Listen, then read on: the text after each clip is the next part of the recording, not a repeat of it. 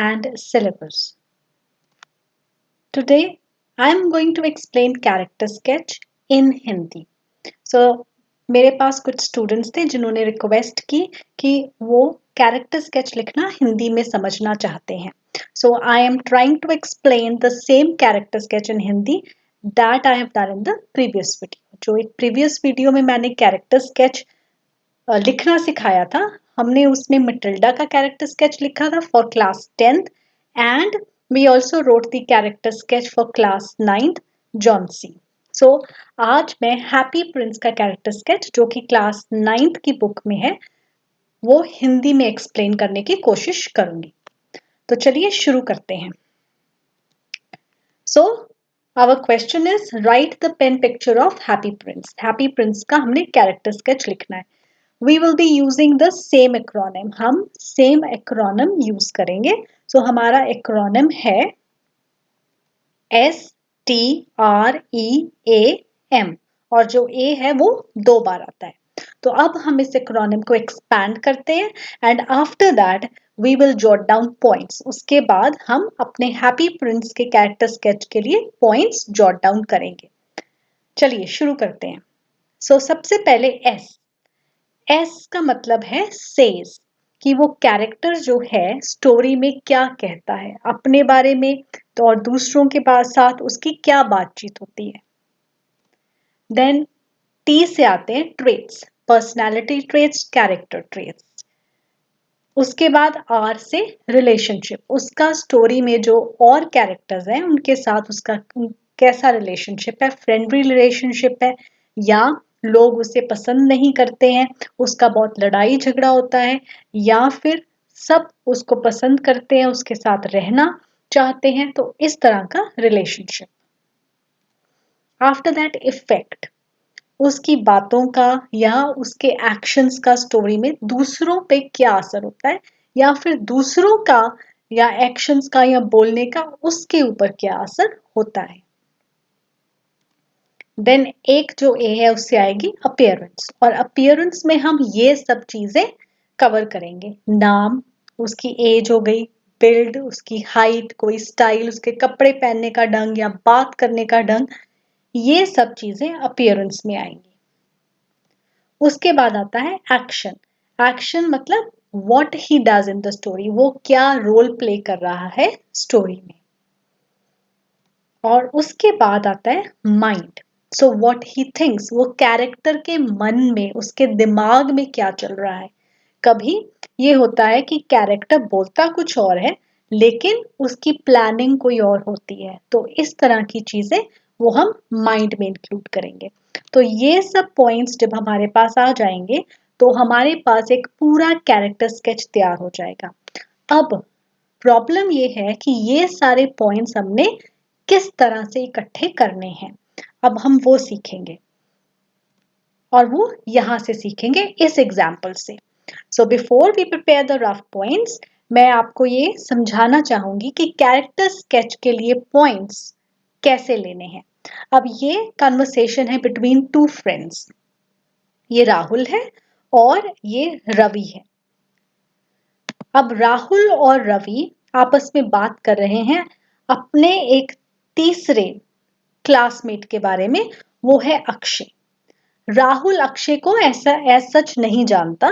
सो वो रवि से पूछ रहा है, hey Ravi, do you know Akshay? I want his notes. I have heard that he puts in a lot of hard work to make his notes. तो वो कहता है कि तुम अक्षय को जानते हो, मैं उसके नोट्स लेना चाहता हूँ. मैंने सुना है कि वो अपने नोट्स बहुत ही मेहनत करके बनाता है. तो उसे लगता है कि शायद रवि समझा नहीं. तो वो कहता है, that tall fellow who always wears a cap. तो रवि को समझ आता है और वो कहते हैं, व्हाट, क्या? अक्षय? छोड़ो उसे, वो बहुत ग्रीडी है. सो ही नाउ एक्सप्लेन्स कि वो ग्रीडी कैसे है. He says that I saw a very beautiful pen with him one day. I asked him to bring one like that for me. तो वो उसे कहता है कि उसके पास एक बहुत सुंदर पेन था और मैंने उसे कहा कि ऐसा पेन मुझे भी लाके दो. तो राहुल पूछता है, तो फिर क्या वो लाया? तो रवि कहता है, listen to me first, he brought the pen and took 100 rupees for me. I was happy, sorry यहाँ पे फ्रॉम मी आएगा, सो आई वॉज हैप्पी। तो वो कहता है कि उसने मेरे से 100 रुपीज ले लिए उस पेन के, और वो कहता है मैंने सोचा कि ये ठीक ही होगा and I was very happy. तो राहुल पूछता है फिर क्या हुआ? So Ravi says that after a few days वो एक बुक शॉप पे जाता है साइंस की बुक खरीदने, और वहां पे वो सेम पेन देखता है, और फिर वो शॉपकीपर को कहता है कि मुझे ये पेन भी दे दो, एंड शॉपकीपर जो है वो उससे सिर्फ 40 रुपीज लेता है। सो ही सेज कि इससे तुम सोच लो कि वो कैसा है, एंड फिर वो उसको एक और चीज बताता है that he talks very rudely with everyone. तो वो राहुल को बताता है कि अक्षय सबसे बहुत रूड तरीके से बात भी करता है।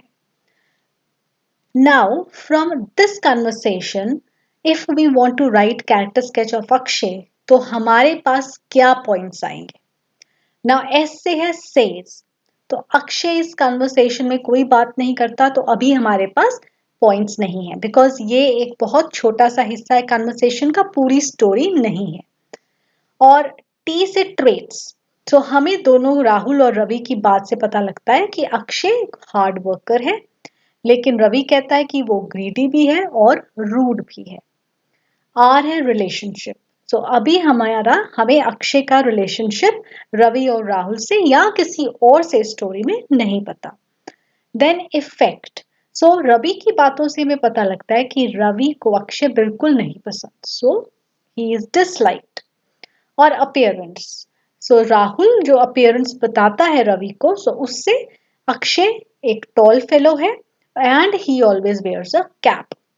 सो like this when you are reading a story, जैसे ही तुम चैप्टर पढ़ रहे हो या कोई स्टोरी पढ़ रहे हो, तो तुम्हारे दिमाग में ये स्ट्रीम वर्ड के अकॉर्डिंग जो जो भी पॉइंट्स आए उनको उसी टाइम वहां पे अंडरलाइन कर लो या सर्कल कर लो या किसी और कलर के पेन से उसे अंडरलाइन कर लो, ताकि जब तुम कैरेक्टर स्केच लिखने बैठो तो वो सारे पॉइंट्स तुम्हारे सामने हो। सो ये स्ट्रीम वर्ड की हेल्प से हम सारे कैरेक्टर स्केच के पॉइंट्स जो है वो जॉट डाउन कर सकते हैं। तो अब हम लिखेंगे कैरेक्टर स्केच हैप्पी प्रिंस का। सो ये उसके चैप्टर में से पॉइंट्स हैं। Says, so happy Prince chapter में क्या कहता है? That he can see the ugliness and misery of the city, but because his feet are fastened he cannot move to help. कि उसे अपने सारे शहर की अगलीनेस, मिजरी, सफरिंग, दुखी लोग नजर आते हैं, लेकिन क्योंकि वो एक स्टैचू है, एक जगह पे फिक्स्ड है, वो जाके हेल्प नहीं कर सकता। सो ट्रेट्स, हमें ट्रेट्स क्या पता लगते हैं? कि हैप्पी प्रिंस चेयरफुल और केयरफ्री था when he was alive, but he is compassionate, he is helpful, sensitive, weeps at the misery of the people, and he is benevolent. Relationship, so prince एक statue है, but he develops an affectionate bond with the sparrow. हालांकि वो एक statue है, लेकिन फिर भी एक बॉन्ड, एक फ्रेंडली बॉन्ड बन जाता है उसके और स्पैरो के बीच में। अब इफेक्ट क्या है? अब लोगों को दुखी देख के जो हैप्पी प्रिंस है वो बहुत दुखी होता है, उस पर बहुत असर होता है, and he gives away everything that he had to help those people. Appearance, अब हैप्पी प्रिंस एक बहुत ब्यूटीफुल स्टैचू है, शाइनिंग एंड ग्लिटरिंग, गोल्ड से बना हुआ है, with precious stones in it, and it is placed in the center of the town on a tall pedestal from where he can see the whole town. So center में, city के center में उसे एक बहुत ऊंचे से pedestal पे खड़ा किया गया है। सो वहां से वो अपनी पूरी सिटी देख सकता है। अब एक्शन क्या है? एक्शन ये होता है स्टोरी में that the statue of the happy prince requests the sparrow to take his precious possessions and give it to the needy people. तो एक एक करके हैप्पी प्रिंस स्पैरो को रिक्वेस्ट करता है कि मेरी सारी प्रेशियस चीजें ले जाओ और जो जो दुखी लोग हैं उनमें बांट दो। So mind, what is going on in the mind of the happy prince? Happy prince is thinking all the time that how he can help his suffering people, and he believes that money or jewels that cannot give you true happiness. So real happiness, it comes from helping others. So ये जैसे हम chapter पढ़ते हैं तो इस तरह से ये पॉइंट्स जॉट डाउन कर लेते हैं. Now here is an example. I have taken one page from the chapter Happy Prince. This is page 29. So all these words that are in blue, जो ये blue में words और lines नजर आ रही हैं, these I have included in the points. जैसे happy, indeed I was. So when he was alive, he was happy, he was cheerful if you remember, and carefree हमने लिखा है. मैं आपको एक बार दिखाती हूँ. So यहाँ पे cheerful and carefree when alive. तो वो हमने यहाँ से लिया. Then he says that I can see the ugliness and the misery of my city, and I cannot choose but weep. So he becomes sad. So he says that he can see the ugliness and suffering of the people, and he becomes sad, feels at the condition of the poor people of his city. So then he says that, will you not bring the ruby out of my sword hilt? My feet are fastened to this pedestal and I cannot move. So he says to the swallow, request to the swallow that you take out ruby from my sword hilt and go and help the seamstress because I cannot move. So this is what we have written here. So he says that he requests the sparrow to take his precious possessions and give it to the needy. And here he says that he can see the ugliness and misery of the city, but his feet they are fastened and वो जाके खुद मदद नहीं कर सकता. So इस तरह से सारी स्टोरी में से हमने इस एक्रोनिम की मदद से पॉइंट्स बना लेने हैं. So once the points are ready, तो अब हमने सिर्फ कैरेक्टर स्केच लिखना है. और ये रहा character sketch. So happy prince written by Oscar Wilde is a shiny golden statue that stands tall on a pedestal in the centre of the town from where he can see the whole city. Now before we move further, ये हमेशा याद रखना है कि character sketch present tense में लिखना है. So the statue of the happy prince has a compassionate heart that weeps at the suffering of the people in the city. So ये ग्रीन में जो लिखे हुए वर्ड्स हैं ये सब उस एक्रोनिम में से आए हैं. So happy prince was a cheerful prince when alive, and he knew nothing but misery and hunger because he had never witnessed the real life outside the palace. Now ये जो लाइन्स हैं ये past tense में क्यों है? ये past tense में इसलिए है क्योंकि हैप्पी प्रिंस का ये जो टाइम हम बता रहे हैं ये तब का टाइम है when he was alive. So इसलिए ये पास्ट में है. So बाकी जो चीजें हैं वो प्रेजेंट में आएंगी. So, but after his death, his statue is installed on a high pedestal in the city. He feels quite helpless because his feet are fixed and he cannot help his people. So, ये point फिर से हमारे acronym में से आया. He feels helpless क्योंकि उसके जो है पैर वो fixed हैं. He finds a kind soul in a sparrow who agrees to help him. It is winter time and very cold for the sparrow. Still, the sparrow stays because the sparrow starts admiring the statue for its benevolence. So winter time है, ये हमें पता है, इतनी ठंड है. Sparrow Egypt जा रही थी लेकिन वो रुक जाती है हैप्पी प्रिंस की रिक्वेस्ट से और फिर धीरे धीरे उसे हैप्पी प्रिंस अच्छा लगने लगता है because of his pure heart. तो वो जो स्पैरो है वो हैप्पी प्रिंस के पास ही रुक जाती है उसकी मदद करने के लिए. नाउ हेयर अगेन ये समझना है कि जब हम कैरेक्टर स्केच लिख रहे हैं हमें समरी नहीं लिखनी है. We have to write the character traits of Happy Prince. हमने सिर्फ Happy Prince के बारे में लिखना है, हमने ये नहीं लिखना है कि स्टोरी क्या है. So Happy Prince is grateful to Sparrow. So Happy Prince क्योंकि वो बहुत ही kind और एक compassionate soul है, वो स्पैरो को के लिए भी बहुत grateful है क्योंकि स्पैरो उसके कहने से रुक गई है.